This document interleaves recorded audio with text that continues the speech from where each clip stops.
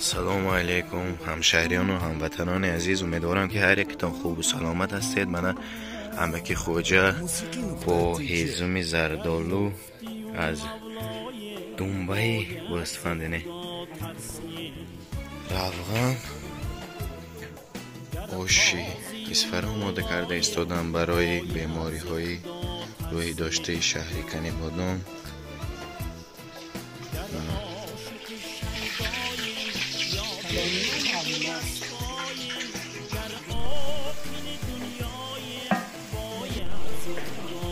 صبح بخیر باشد هموطنان و همشهریان عزیز، امیدوارم که هر یکتان خوب سلامت هستید. من طبق وعدگی امروز ما آش پلاو اسفره با روغن دنبای و برنج دیوزیره آماده کرده ایستادیم برای بیمارخانه بیماری های روحی شهریکنی بادام.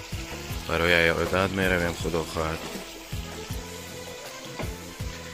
یکی از سرآشپزان ماهر و معروف و نامدار تاجیکستان امکی خوجه آش آماده کرده ایستادند.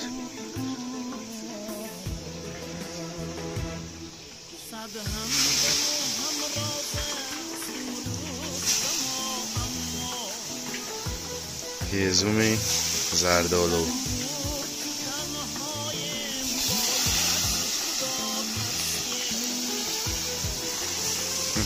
برنج دیوزیره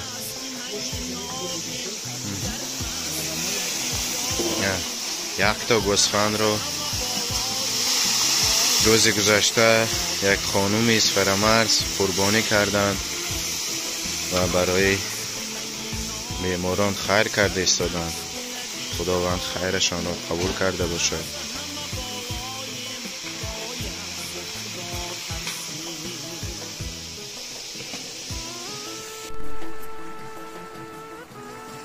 Плов готовится исфаринский.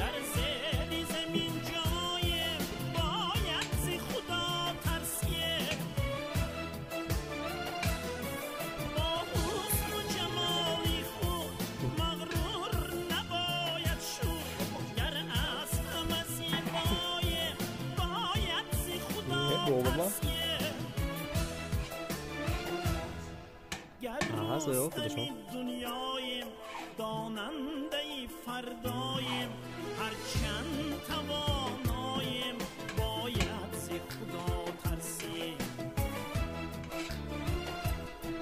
در روستمی دنیایم داننده فردایم عموده بینی چخه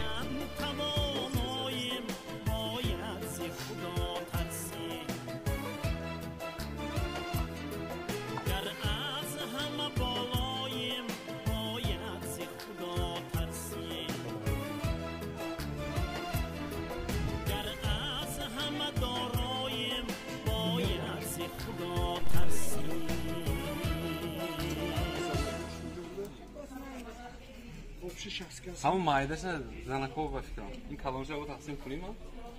چه شخص کسی؟